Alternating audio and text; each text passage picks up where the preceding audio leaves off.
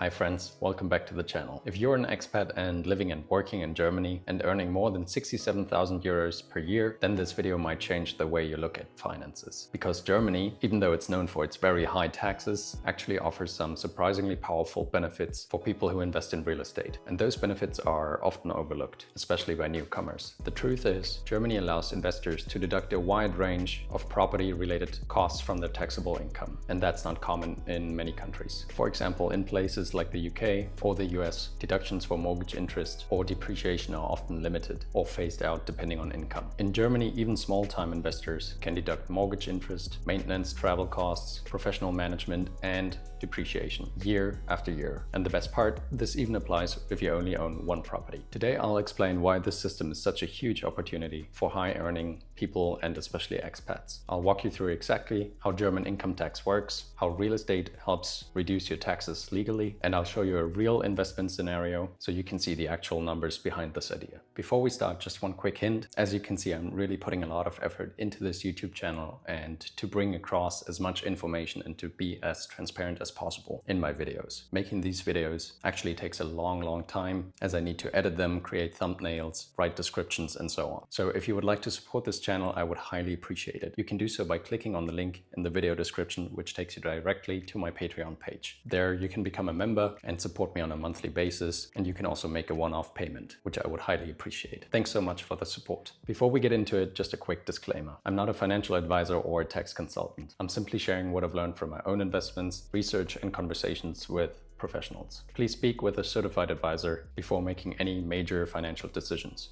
Now, let's begin by understanding how the German tax system works, because once you see how the system is structured, everything else will start to make sense. Germany uses a progressive tax system. That means that your income is taxed in layers. Each portion of your income is taxed at a different level, starting low and increasing as you earn more. The first 11,600 euros you earn are completely tax-free. That's called the so-called Grundfreibetrag. After that, your income is taxed on a sliding scale that rises from around 14% to 42%. And once your taxable income crosses 66,800 euros, everything above that is taxed at 42%. And if you earn more than 277,000 euros, the top rate is 45%, which I'm sure not many of you earn, and that's totally fine. Me neither. Now, here's where a lot of people get confused. If your income is, let's say, 70,000 euros, that doesn't mean the entire 70,000 euros is taxed at 42%. Only the amount above 66,800 euros, in this case about 3,200 euros, gets taxed at the top marginal rate. And that's what we call the marginal tax rate, the rate you pay on the next euro you earn, not your entire income. But then there's obviously also your average tax rate. That's the total amount of tax you actually pay divided by your total income. And that's what you feel in your bank account. For example, if you earn 40,000 euros, your average tax rate is around 17%, which means you're paying around 6,800 euros in income tax. If you earn 67,000 euros, your average tax rate rises to 25%. So that's more than 16,000 euros in taxes. And lastly, if you earn, let's say, 100,000 euros, you're likely paying over 30%, and that's more than over 30,000 euros in income tax alone. And that's why many tax consultants try to reduce their clients or their own taxable income to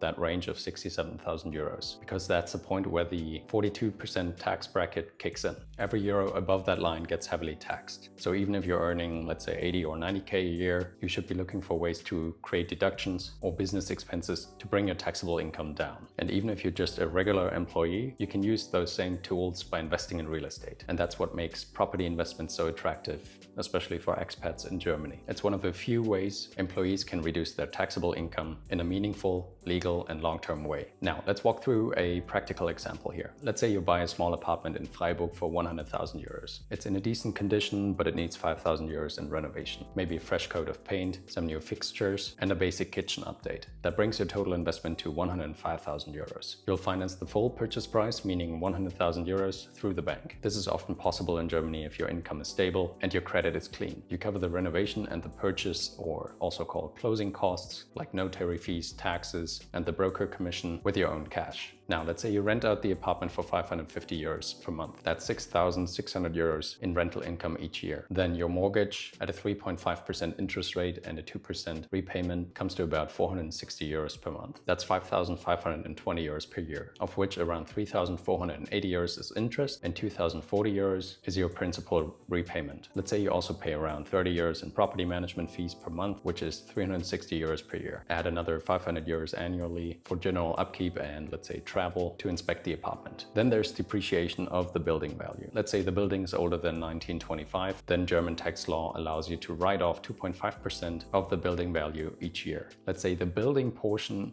of the property is 80% of the total purchase price, so 80,000 euros. That gives you 2,000 euros depreciation per year. Now let's add that up. You have 6,600 euros in rent, you deduct 3,480 euros of mortgage interest and deduct 360 euros of property management fees. You deduct 500 euros for maintenance and travel, and you deduct 2,000 euros in depreciation. That's 6,430 euros in total deductions. Then your taxable rental income is only 260 euros per year, even though you collected 6,600 euros in cash flow. At the same time, you've reduced your loan by over 2,000 euros through the principal repayment, which builds equity for you. And that's the power of real estate. On paper, it looks like you barely earned anything, but in reality, you're building wealth quietly in the background, and the tax savings don't stop here. That 6,430 euros in deductions can help you bring down your taxable income, especially important if you're hovering above that 67,000 euro threshold. By keeping your taxable income low, you avoid paying more into this 42% tax bracket. And over time, that can save you thousands in taxes each year. What matters is that you treat it as a business. You don't buy real estate in Germany to live in it, because in that case, you wouldn't be able to write off these deductions. You buy to rent it out, generate income, reduce your taxes, and build long-term equity. If you're earning over 67,000 euros,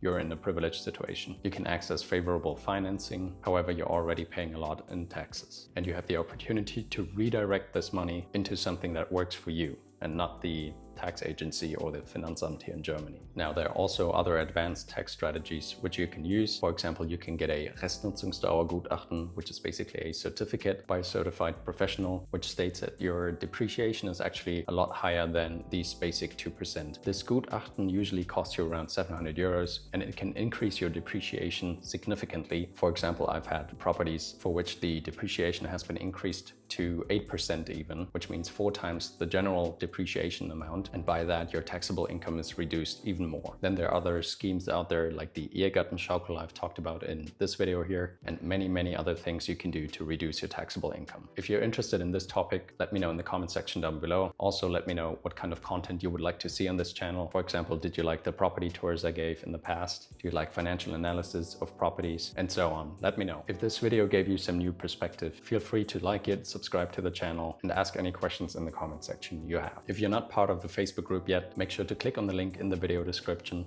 and join the group today. Thanks so much for watching, and I'll see you in the next video. Take care. Bye.